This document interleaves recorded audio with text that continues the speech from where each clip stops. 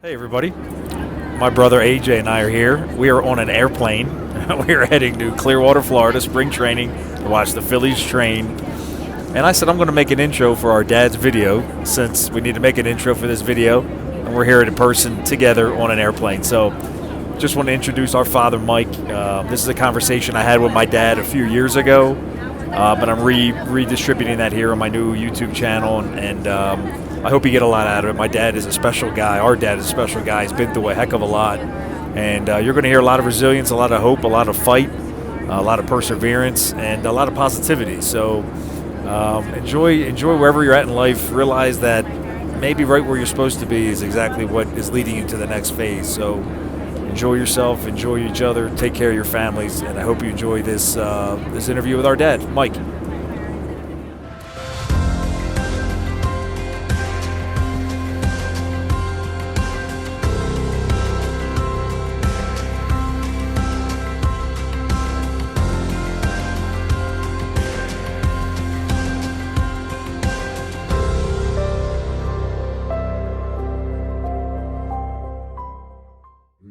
Your background, because there's a reason I wanted you to be here, and there's things I want to ask you, but I want to set the foundation first, because your story has been long, it's been windy.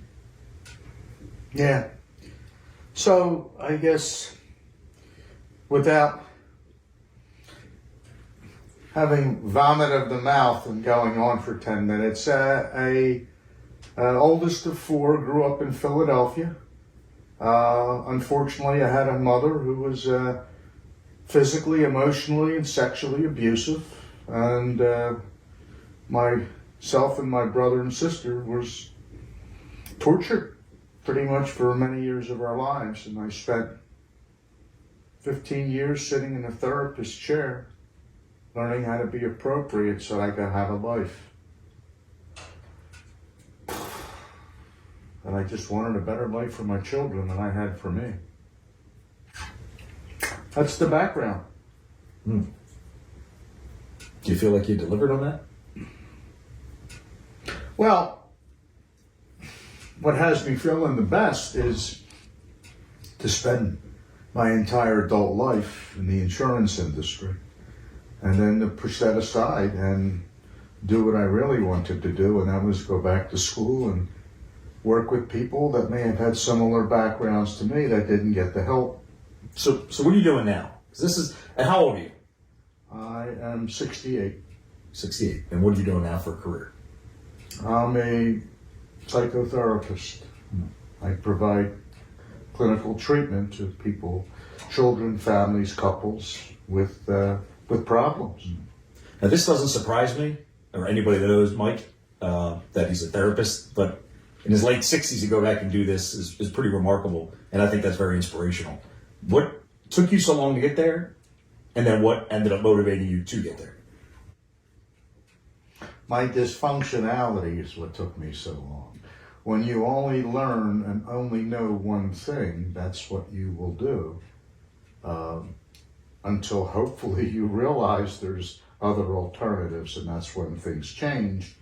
And for me, the biggest alternative was reading about negative voice messages in a book called The Deadly Diet, and realizing that most of those negative voice messages I believed, which kind of blew me away, because all I thought about was, how can I function in a world with dysfunctional thoughts when I'm the only one thinking that way?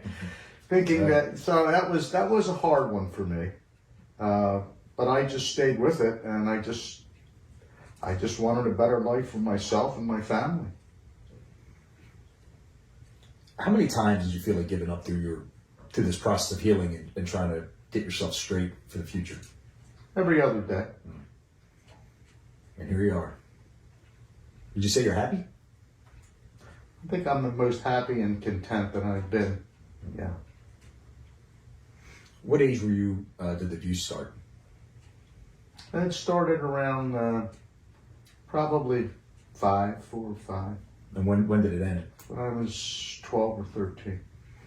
And you wrote a book, Survived and Thrived. It's available on Amazon.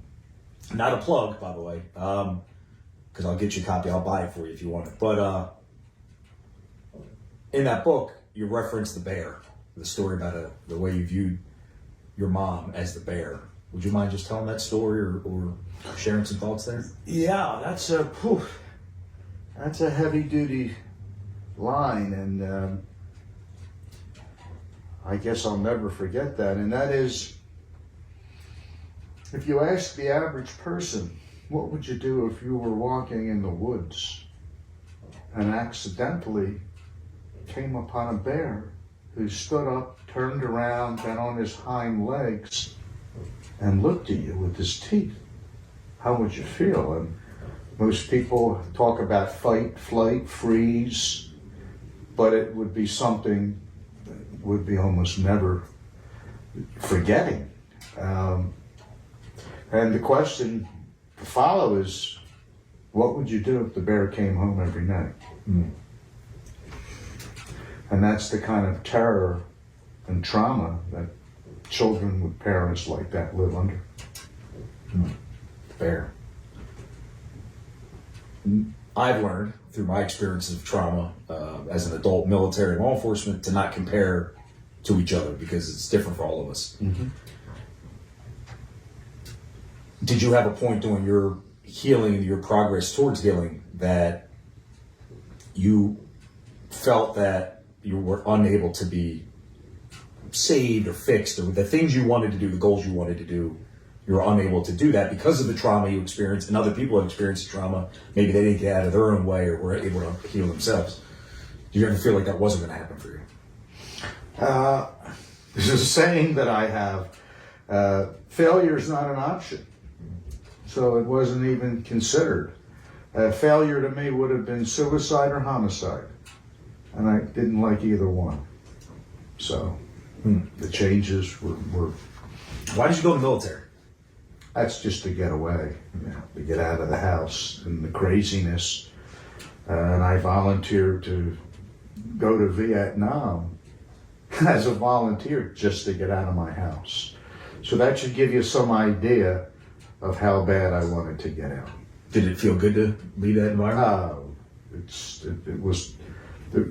It was one of the greatest feelings of my life, not to have torture and feel fear, be fearful every day. I didn't know what that was like. And in the military, it was just people my age, and it was appropriate, and they fed you, and nobody beat you, and so yeah, it was fine. I liked it. Did you know anything was amiss or wrong when you were in the military as a young adult? When did it hit you that, man, that childhood I went through was really messed up? When I was in the Philippines, and I realized that I had a sexual addiction, and I played it back to where it even could have started, and I realized that it activated my sexuality much, much too young. And in turn, the collateral damage was a sexual addiction down the road. Mm-hmm. We just have to think about child victims and how that manifests later in life. 1 in 4 females will be sexually abused by their 18th birthday, and 1 in 5 males. So if 25% of the women, and let's say 20% of males, and there's 400 million people in the United States, that's a lot of souls running around with a lot of pain. Mm. When you were, man, I'm just thinking I have so many questions to ask you. When you were establishing a career as a young adult, married, having kids, how was that for you? Was it easy? Was it challenging? Was it like everybody else? It seemed like. Well, I guess, unfortunately, I was programmed that money brings power, respect, and control. So my goal was to make a lot of money because I could have the power and the control and get the respect that I didn't believe that I had. And did that happen? No. In fact, in my best days of earnings, it didn't feel any different than my lowest days of earnings. And that's when I was disappointed and realized that was not the answer. So you come into money, you have a construction business, you're also doing insurance for Nationwide. Money's coming in, seemingly everything's going right. Video store money's coming video in. store, yeah, I forgot Restaurant money's coming in every week in cash.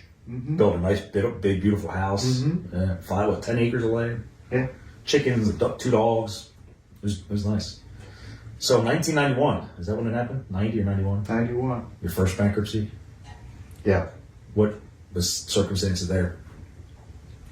Well, I've always been a hopeful person. And I decided that in order to get more respect and earn more money, that I could build more than one house, I could build a multitude of houses. Ooh, that's a good song. I'll shut this off with you. Yeah, that's fine. Slide it across. Starting Androids, that's why I use Apple. Yeah. Okay, sorry. Hopeful person. So, what was... So you've always been a hopeful person? And Yeah. I've been a hopeful person, and I decided that if I could build 1, 2, 3 houses, I could build 10 houses. And my goodness, wouldn't I be respected as a builder of multi-homes? So, 1988,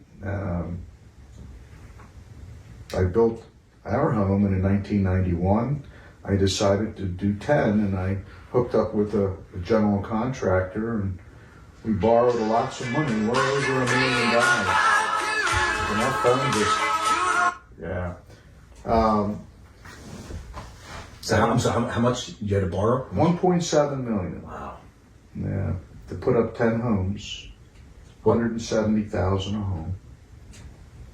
And what collateral did the bank ask for? They asked for my commercial office, which was my insurance agency, and the new house that I had just built as collateral. Was there ever a point when you were getting that funding to build those homes, putting your primary residence in collateral? Was there ever a point that you thought that it might not be a good idea? Yeah.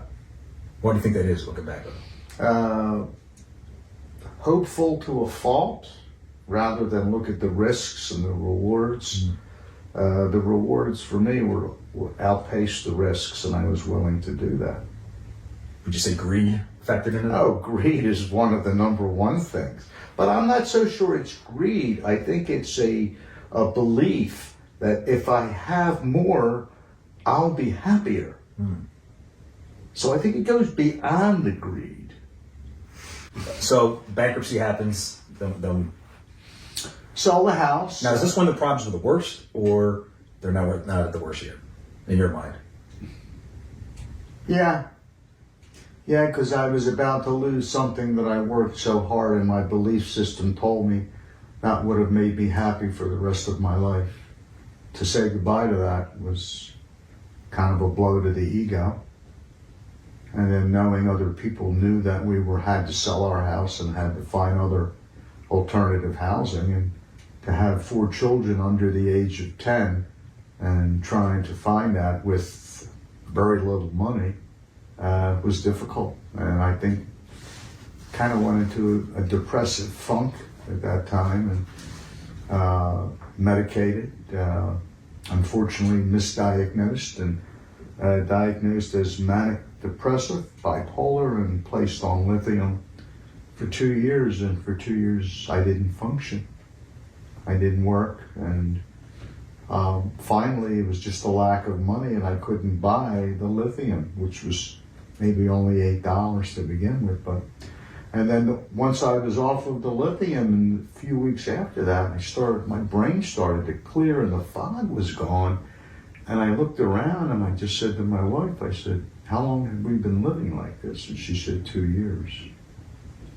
And that almost killed me, because my belief system told me, as a man, you must do everything in your power to take care of your family. And I was a failure at that. So the first thing I did was I took a job with Manpower for $6.50 an hour building a Petco supermarket in Montgomeryville. And believe it or not, I installed the ceiling. But after a week there, I was one of about 6 guys that they had working.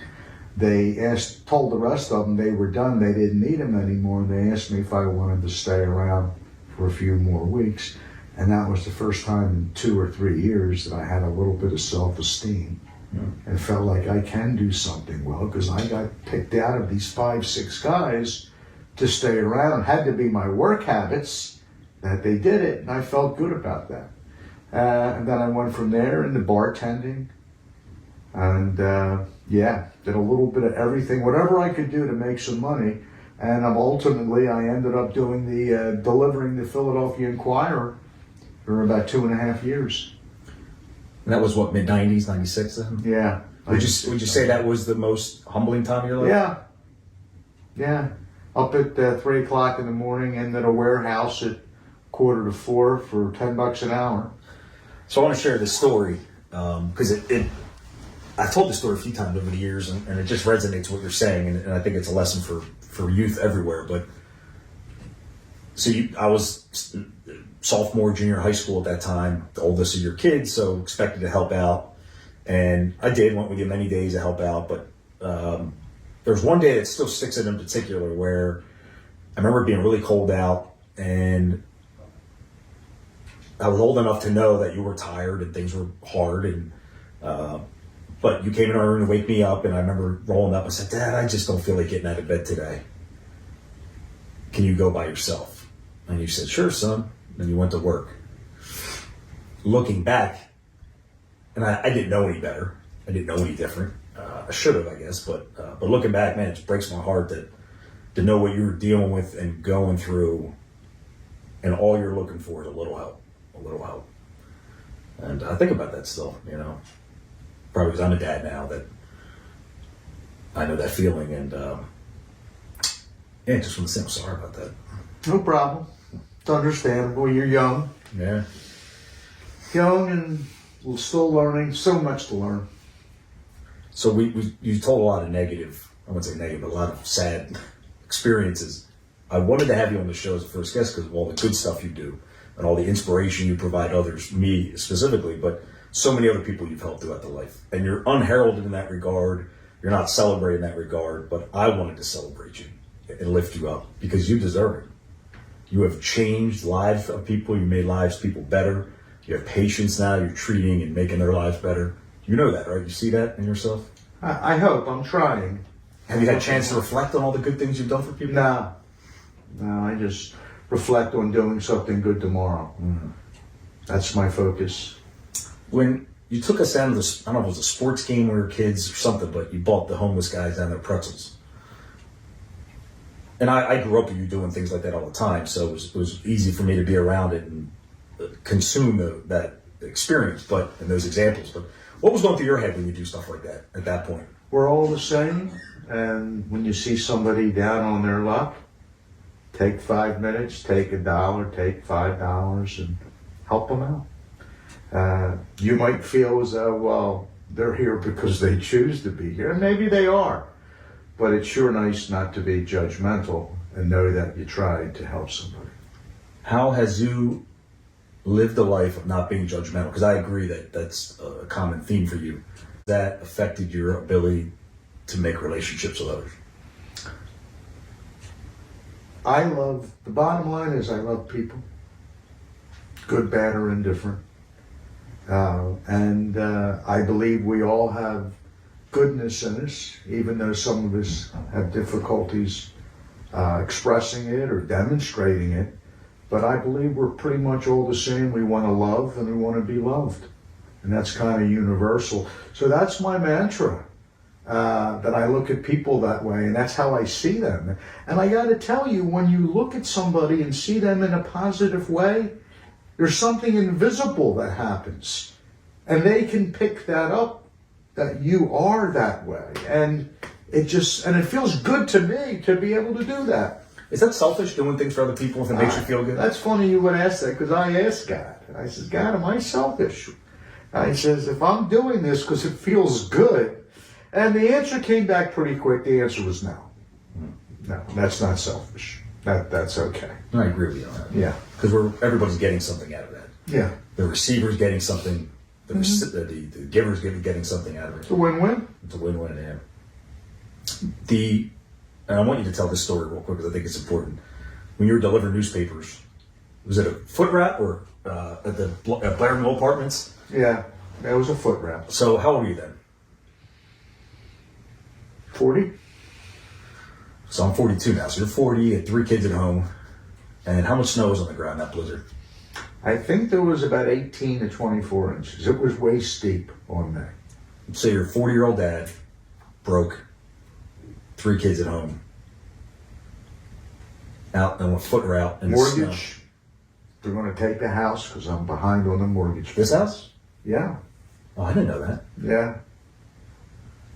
Yeah. Abington Really? Federal was going to take the house. That was where a key bank is now. And I had to Wow. go over and sit down with the vice president of the bank Wow. and beg. What did you say? I begged. Give me a chance. I'm trying everything I could. I'll do everything I can. I'll meet with you once a week and give you updates. Yeah. And what did he say? No. My good graces have run out and they are in the process of beginning the foreclosure. And So someone suggested that I call Hatboro Federal and try to get a mortgage with them. Now, you can imagine what I'm thinking. If I'm 3 months behind on this mortgage, why would that bank give me money? And that was part of, I don't know how to say this other than God had a hand in it. And I had made an appointment with a fellow by the name of Lynn Matthews at Hatboro Federal Savings. And I said to Mom, before I went over, what am I going to tell this guy? I'm 3.5, 4 months behind, but I promise I'll pay in the future? Why would he give me money? So I had nothing to lose at that point. There was no alternative. And so I went over and I met with Lynn Matthews, who's probably about 6'6" and weighs about 200 pounds, thin, tall guy. And I said, I got to start at the beginning. I don't know where to start with this. So rather than talk about the financial issues, I talked about my childhood issues and how I got to that.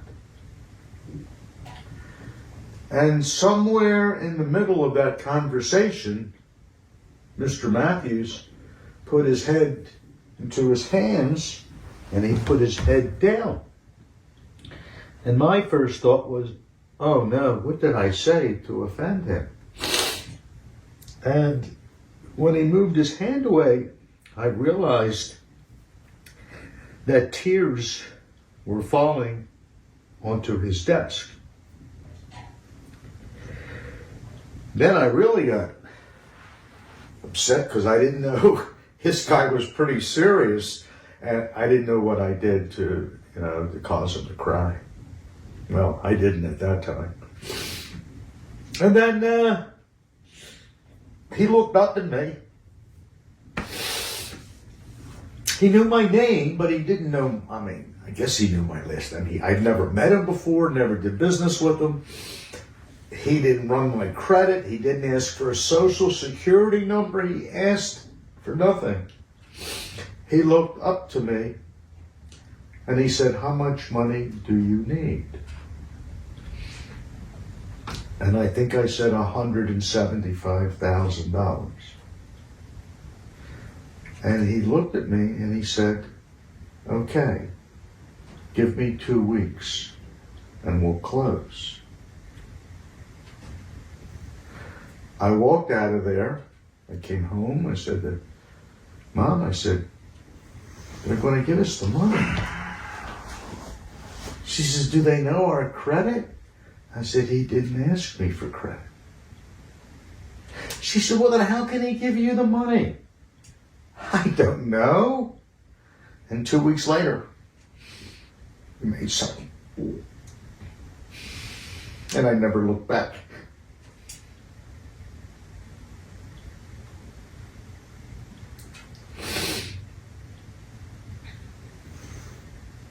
Wow, Lynn Matthews. Where's Lynn Matthews now? He works, he's self-employed, works for the private mortgage company. He's mentioned in the book. That was a little bit of, I don't know what to say other than. So they give you a mortgage without checking your records? They Unbelievable. didn't have my social, It's they didn't have my unbelievable. date of birth. Then what They do you had have nothing, now? nothing. They had nothing. Absolutely nothing. If they would have checked, there was nothing good. There's nothing good. There was nothing good. It's insane to me that you got a mortgage when you needed it from being kicked out of your second house. Yep. And Mom said to me, I'm not losing another house. And that was probably now, I don't know, 20 years ago. It's unbelievable. So, that's the mortgage story. I didn't know that one either. I'm learning a lot today. So I know you are. Last thing I want to ask you. I mean, there's so many things. But when I was in the Army and I was in Iraq, I re-enlisted for 6 more years to go back on active duty. Do you remember that? Mm-hmm. And I called you that night to share the news. And you were upset. Do you remember about that? I was. Why were you upset? You going back into harm's way, and I didn't want it under any circumstances. You already did your thing. You committed. You served honorably under horrible conditions. And I thought, why would you push the envelope and push your luck and want to go back to something that almost killed you the first time? That's why I was upset. I couldn't see any positivity in it. And the crazy thing is, they lost my paperwork. Did they? It's still a crazy story. People can't believe Do it. you believe in happenstance? Do you believe in irony? Do you believe in coincidence? Oh no, certainly not. And then when they asked me, they lost the paperwork, but they're going to do it again. It was immediate. No, I was smart. I'm not smart, but I was smart enough to recognize that was an opportunity provided to me for whatever reason. I didn't know yet, but it's interesting. Losing paperwork, the federal government, your reenlistment papers. 6 years. That's gold. I mean, it's hard to fathom. Yeah. But yeah, so God's been good to me. Once I understood, once I accepted Him. I mean, remember the first 35 years of my life, I had no acceptance of God because how do you explain what happened to me and my siblings? God did that to us? Well, when God can explain to me why, then maybe I'll believe. But until then, no. And my friend from New Jersey, Lakewood, is the one, the Hasidic Jew, is the one that kind of got me back on the road again. Explaining to me about Hebrew and Judaism. Not all Jews are bad, which was easier for me to see. My dad's Jewish, by the way. So, Yeah. and we're going to end on this because I want to inspire people. I want you to be inspired. I want you to make waves in your life and change the things that need to be changed and realize that we're probably the ones standing in our own way of what we want to do. You've told a lot of negative things that happened to you, some tears today, amazing stories. But I know you because you're my dad, and you think and believe that you're one of the most luckiest, wealthiest people on the planet. What do you mean by that? The downside of what I'm going to tell you is I'm 68 years old, and I would have loved to tell you the same story at 38 or 48. I have learned what's important. I have learned the meaning of contentment. None of it has to do with financial anything. I have the opportunity to affect in a positive way my children, my grandchildren, and leave something positive. Not take, but give. And leave that behind for my family, my friends.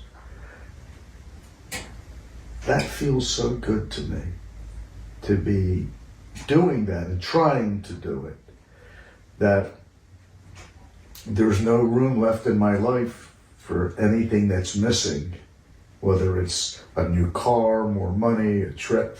All that is good, but that's not something that I do each day for survival. Each day for survival is knowing my family's healthy, my grandkids are doing well, and my friends are doing good. Other than that, I don't think there's nothing else that's really more important. Thank you for being a part of this community.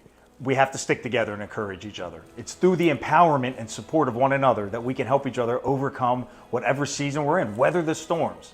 Please go to my website, motivate-change.com, and there you can buy the book. You can also get the book directly off Amazon, but you can also see some of the other coaching services, speaking services, and other things that we offer to really help people develop into the best people that we can be. Thank you for being a part of this community. Together we can do it.